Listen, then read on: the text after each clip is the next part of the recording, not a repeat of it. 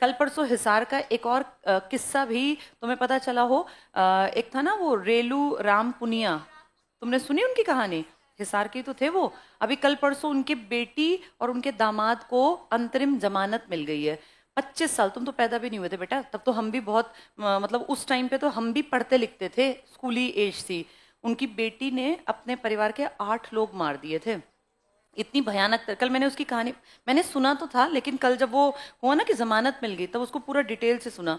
इतनी भयानक कहानी। एक लड़की जिसके पिताजी एमएलए थे हिसार में, कहते हैं कल वो बता रहा था कोई उनका जानकार, 102 एकड़ जमीन है सिर्फ हिसार में, और पता नहीं कहाँ कहाँ जमीनें हैं। तुम्हें पता है हिसार के 1 एकड़ की कीमत आज कितनी है? इंटरनेशनल एयरपोर्ट है आज यहाँ अरबों खरबों की संपत्ति है। गुड़गांव में अलग प्रॉपर्टी, दिल्ली में अलग प्रॉपर्टी। उनके पास था क्या? एक छोटा सा परिवार, उस जमाने के हिसाब से ज्यादा बड़ा परिवार नहीं था। एक बेटा था, उसकी शादी कर दी थी, उसके 3 बच्चे थे, यानी 5 का परिवार हो गया बेटे का। वो खुद रेलू राम पुनिया, उनकी पत्नी, 7 लोग ये हो गए। एक वो लड़की थी जो शादी करके दिल्ली में रह रही थी। किसी का घर में जन्मदिन था 24 तारीख का, 24 अगस्त का। 23 को ही आ गई रात को और बोली कल मैं बिजी रहूंगी, आज ही मना लेते हैं। अगला आदमी बहुत अमीर था जिसके पास बेटा 102 एकड़ जमीन, तो जिसकी हिसार में है उस जमाने की। मरे हुए उनके खानदान को 25 साल हो गए, तो इमेजिन करो तब कितना। ये कहावत थी कि उनकी कोठी को देखने लोग जाते थे, उनकी सीधी गाड़ी बेडरूम में जाती थी। अब ये सुन के भी तुम्हें अजीब लगेगा।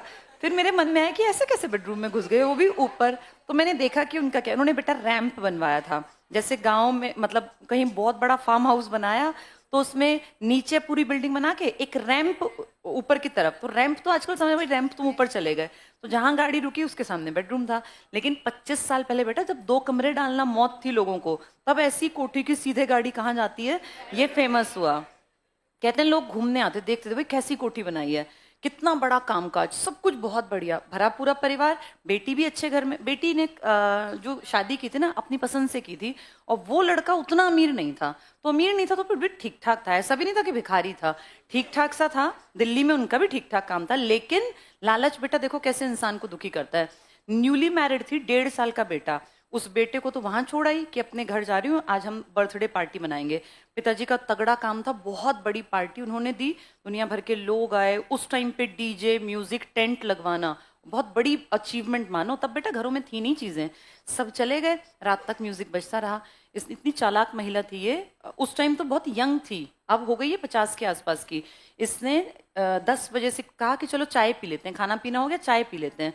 और चाय बना के उसमें नशे की दवाई मिला दी और सबको जबरदस्ती। कहते हैं 6 महीने की बच्ची, 3 महीने की बच्ची थी जो भतीजी थी, एक भाई की बेटी, उसको भी 3 महीने को तो पानी भी नहीं पिलाते लोग, उसको भी इसने चाय पिला दी कि वो भी बेहोश हो जाए।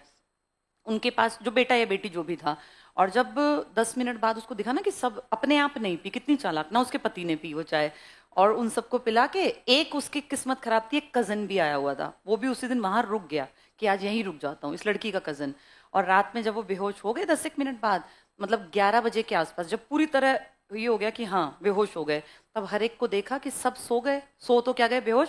फिर अपने पति को कहा कि इनको मार दो। वो गोली और पिस्तौल लाए हुए थे, बेटा अमीर लोग पिस्तौल पिस्तौल रखते ही हैं। तो उसने कहा गोली तो 6 ही हैं और ये हैं 8। तो अपने पति पे मतलब कितनी अजीब बात है, वो लड़की अपने पति पे चिल्ला रही है। कल मैंने पूरी कहानी सुनी उनकी, कहते तुझे अकल नाम की चीज नहीं है, ये 8 थे तो 2-4 गोली और रख के लाता। तो उसने कहा अब क्या करें भाई, अगर 6 को मारेंगे तो 2 बताएंगे कि हम भी थे यहाँ, ये किसी को, उस टाइम सीसीटीवी वगैरह नहीं थे बेटा, किसी को क्या पता रात में कौन मार के भाग गया।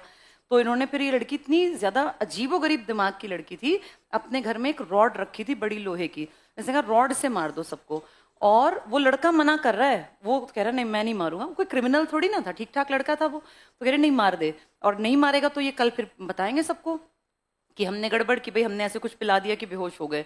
तो उस लड़के को वो प्रमोट करती रही कि इसको मार दे, और सबसे पहले अपने फादर को उसने मरवा दिया, लोहे की रॉड बेहोश आदमी के सर पे, और बोली 1-2 में कहीं जिंदा रह जाए, 4-5 रॉड मारना ताकि सर फट जाए और जीने का कोई आसार ही ना रहे।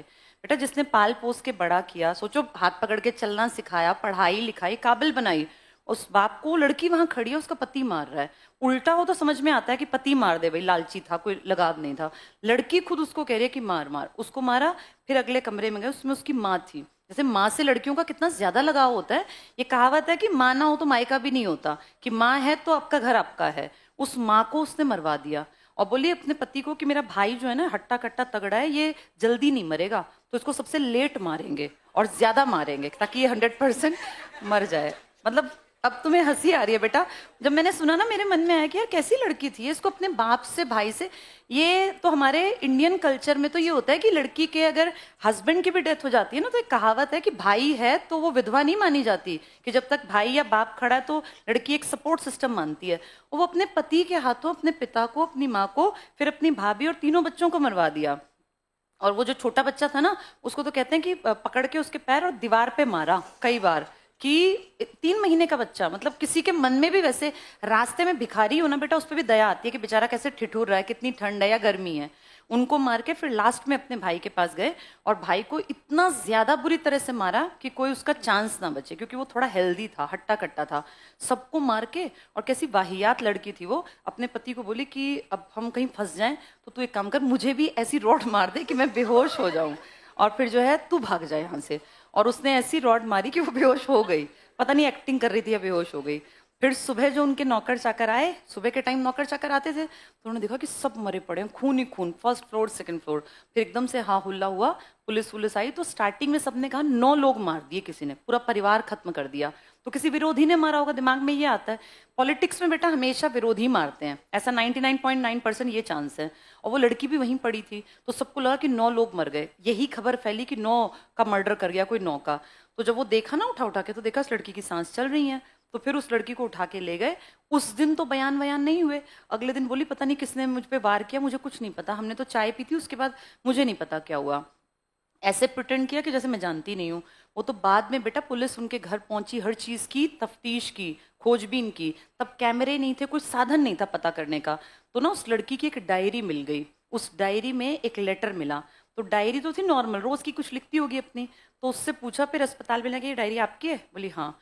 फिर उन्होंने वो लेटर दिखाया, वो मैच किया, बोला तो लेटर भी आपका है। उसमें लिखा हुआ था मैं अपने माँ बाप से इतनी नफरत करती हूँ कि मैं इनको मारूंगी, ये लिख के वो कभी, और उसने रखा होगा, वो लेटर पकड़ा गया बेटा। उसके बेसिस पर फिर उसके पति को उठाया, उसके पति को पीटा। वो थोड़ा डरपोक था, उसने कबूल कर लिया कि हाँ मैंने मारा है। ये लड़की लास्ट तक भी अड़ी रही कि मैंने नहीं मारा। फिर पहले मान गई, जब इसकी पेशी हुई फिर वहां जाके बोली कि नहीं, मुकर गई वहां पुलिस के सामने, बोल के बाद में मुकरते हैं ना, बोले नहीं मुझे फंसा रहे हैं। वो तो फाइनली फिर इसके पति ने और इन सब ने जब कहा कि नहीं मारा है, तब इसने माना। इसको बेटा छोटे कोर्ट में केस गया, फिर बड़े में। इसको फांसी की सजा तय हुई, पिछले कई साल से फांसी नहीं हुई, अब उनको जमानत मिल गई। सोचो इस देश के कानून में कहीं ना कहीं लूप होल है ये, कि सबको पता है, अपने माँ बाप मार दिए, भाई भतीजा सब मार डाले, भाभी उनके बच्चे, और अब वो कल उनको जमानत मिल गई, पति पत्नी बाहर हैं। तो अब बहुत सारे लोग ये कह रहे थे कि पता नहीं किस किस को और मार दें, ये इनका कोई भरोसा नहीं है। जैसे ये गलत है अगर इस तरह से।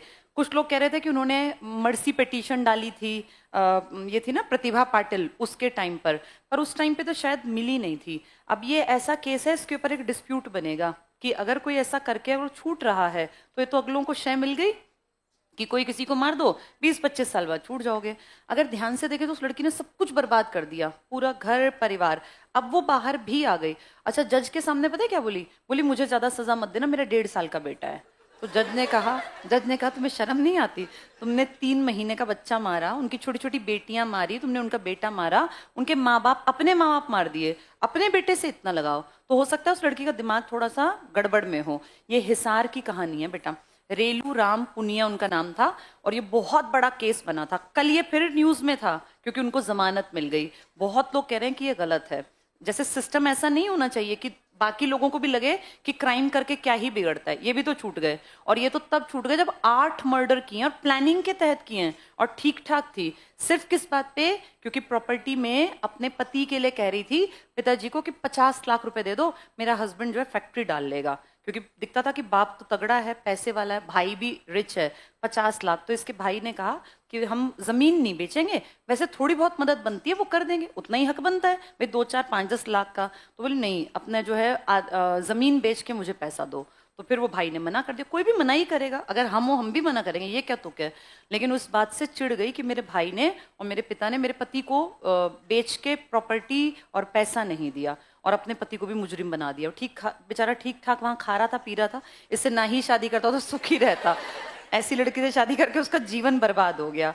और पूरे परिवार पे भी तो आंच आती है बेटा।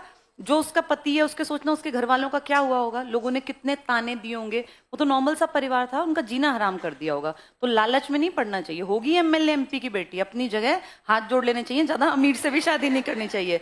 अपने लेवल के लोग ठीक होते हैं बेटा। 19-20 का अंतर निभता है, इतना अंतर निभता नहीं है। ये हिसार की कहानी कल न्यूज में थी, इसलिए बता दी।